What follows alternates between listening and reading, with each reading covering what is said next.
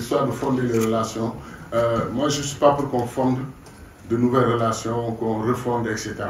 Je suis pour qu'on invente tout simplement une nouvelle relation avec l'Europe. Parce que le fait de nettoyer ce qu'il y a dans les écuries d'OGEAS en termes de relations avec l'Europe, ça nous prendra tellement de temps que nous allons tous mourir avant que ça se fasse.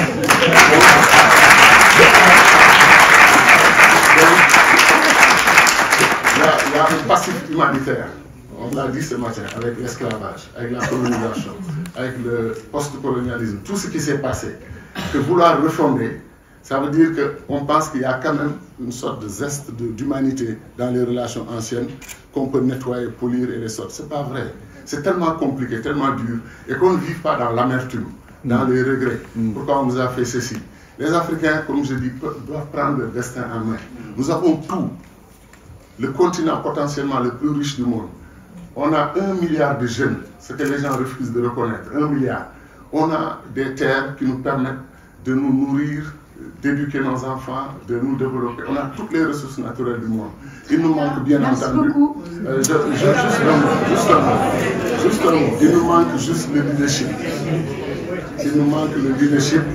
Et à mes amis français, quand même, je vais dire deux mots. Quand j'étais étudiant à Paris, dans les discussions avec mes amis français, y compris les révolutionnaires, communistes et autres, il m'arrivait de leur dire que malgré votre bonne volonté, la France, si elle veut changer la nature de ses relations avec l'Afrique et les Africains, la France doit expurger ce que j'appelais à l'époque le refoulé colonial.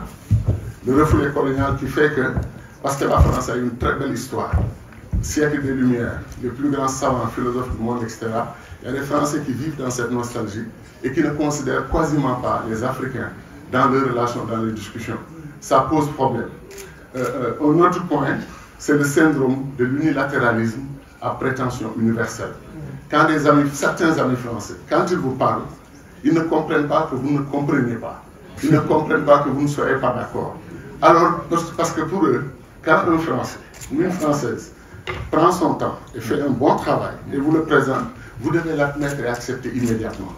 C'est ce que j'appelle l'unilatéralisme à prétention universelle.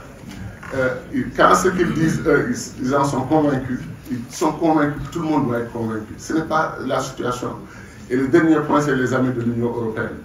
Ils ont de belles analyses sur la Chine, sur la Russie, sur la Turquie, sur tout ce qui, entre guillemets, envahissent l'Afrique et viennent nous créer des problèmes. Qu'est-ce qu'ils pensent, eux, de leur relation avec l'Afrique? C'est ça qui est plus important. Est-ce que nous, on a besoin que nos amis européens nous expliquent ce que sont les Chinois, ce que sont les Russes, qu'est-ce qu'ils viennent faire chez nous?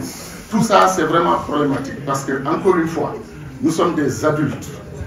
Nous voulons prendre notre destin en main. Nous voulons régler nos problèmes. On arrête de réfléchir pour nous. 20 stratégies Sahel, vous vous rendez compte? Et 20 stratégies Sahel ont effondré le Sahel. 20 stratégies. Même le Danemark, qui est un pays très sympathique, que je respecte beaucoup. Le Danemark a une stratégie Sahel. Qu'est-ce qu'ils savent de la culture, de la civilisation saharo-sahélienne? Et on s'est retrouvé chaque pays européen avec sa stratégie Sahel.